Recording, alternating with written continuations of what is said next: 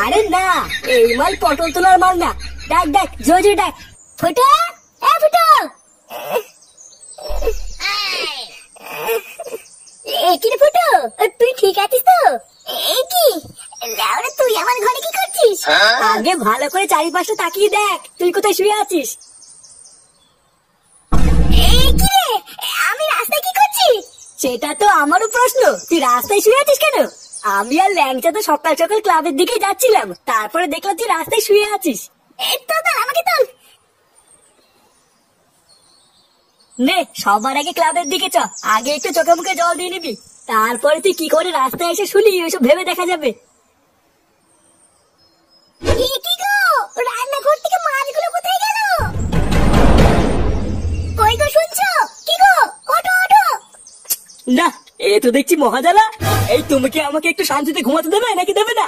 আরে ঘুমাবে পরে, ওইদিকে তোর কিছুই নেই গো। কিছুই নেই মানে কি নেই? আরে কালকে তুমি যে জ্যান্ত মাছগুলো আজকে খাবে বলে কিনে এনেছিলে, ওইগুলো তো রান্নাঘরে কিছুই নেই গো। কেন, কালকে আমি তোমাকে বারবার বলেছিলাম না ভালো করে ঢেকে রাখতে? গেল, এত শখ করে কিছু জ্যান্ত মাছ কিনে এনেছিলাম একটু পাতলা করে ঝোল খাবো বলে, আরে মাগির জন্য আমার আর কিছু খাওয়া হলো না। তুমি আমাকে ভুল বুঝছো, আমি তো ভালো করে ঢেকে রেখেছিলাম, কিন্তু তারপরে যে মাছগুলো কোথায় গেল আমি তো ওটাই বুঝতে পারছি না। হ্যাঁ, আমার লুঙ্গি তলা লুকিয়ে রেখেছি, আসো আসো বের করে নাও। যত সব এইসব কপালে চোটে আমার। ফাটা, এ ফাটা, ফাটা, এ ফাটা। এই কি হয়েছে রে, কেউ উঠে ফাটাকে ডাকছিস কেন?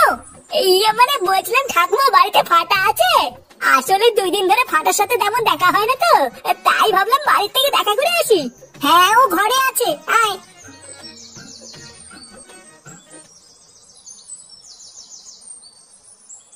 কি রে ফাটা, ঘরে তো অন্ধকার করে রেখেছিস কেন?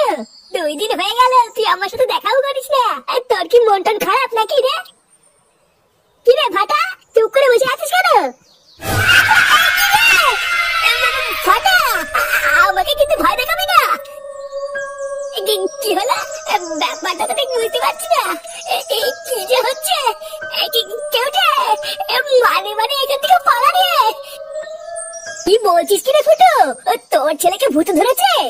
হ্যাঁ রে লজ্জা, আমার এখন পরিষ্কার মনে পড়েছে, কালকে রাত্রিবেলা আমি ফাটার পিছন করতে করতে যাচ্ছিলাম, তারপর আমি নিজের চোখে দেখলাম রে ফাটা একটা পেতনির রূপ নিল।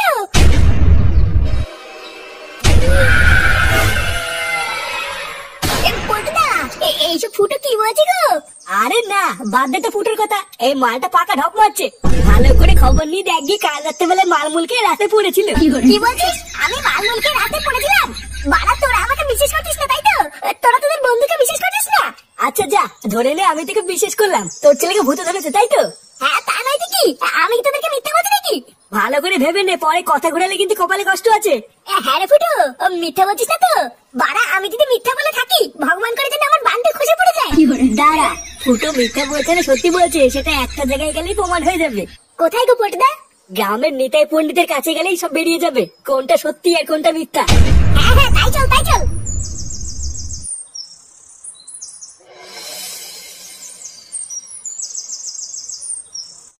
কালী কালী দিবসে তো চল তুম চন্ডালে চন্ডাল কালী কালী তুম কালী কালী কালী চন্ডাল কালী কালী নমঃ। কি বুঝলেন পণ্ডিত মশাই?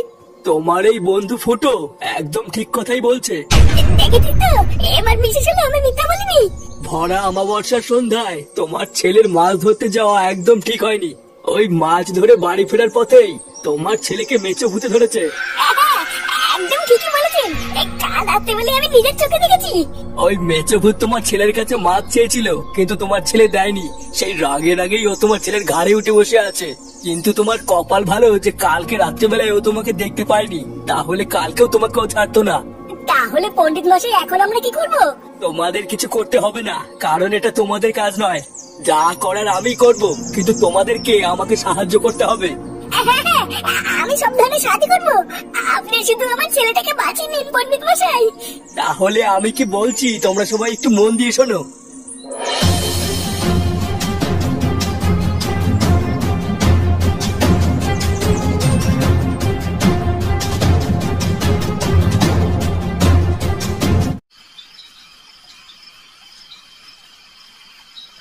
এই গিন্নি, কই গো গিন্নি? আরে রাত হয়েছে তো খেতে দাও। সেই সন্ধ্যা থেকে সিরিয়াল দেখা শুরু করে আর এত রাত হয়ে গেছে এখনো কেউ যে খায়নি সেদিকে কি হুঁশ আছে? আরেকটু দাঁড়াও। এ ফাটা খেয়ে যা। এই ছেলেটাও হয়েছে আরেকজন, কালকে থেকে যে কি হয়েছে ঘর থেকে বেরোচ্ছে না। কি রে এটা কে? গিন্নি তাড়াতাড়ি এসো।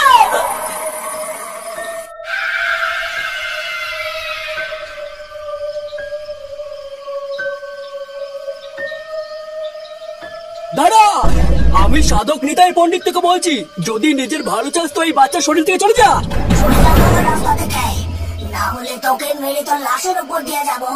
তোর এত বড় সাহস, তুই কার সামনে দাঁড়িয়ে কি বলছিস জানিস? আমি তোকে শেষবারের জন্য বলছি, এই বাচ্চার শরীর থেকে তুই চলে যা, না হলে এই ফল ভালো হবে না। তুই আমার কিচ্ছু করতে পারবি না, কিচ্ছু না। এবার তুই দেখ আমি কি করি। আমার রাস্তায় যে আসবে সে বলবে, চুদির ভাই, আমার ছেলেকে তুই বস করে কি ভেবেছিস? তুই বেঁচে যাবি? আজকে তুই শেষ। তোরা কেউ আমাকে আটকাতে পারবি না, কেউ না। ক্রিং ক্রিং ছট, মেচে ভূতের পুঙ্গা মারা যা ফটফট। এনে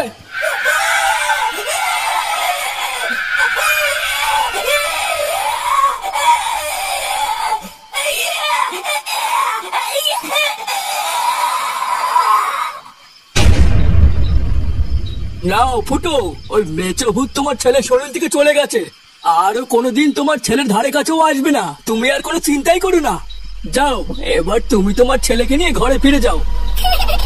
আচ্ছা ঠিক আছে ঠাকুর মশাই।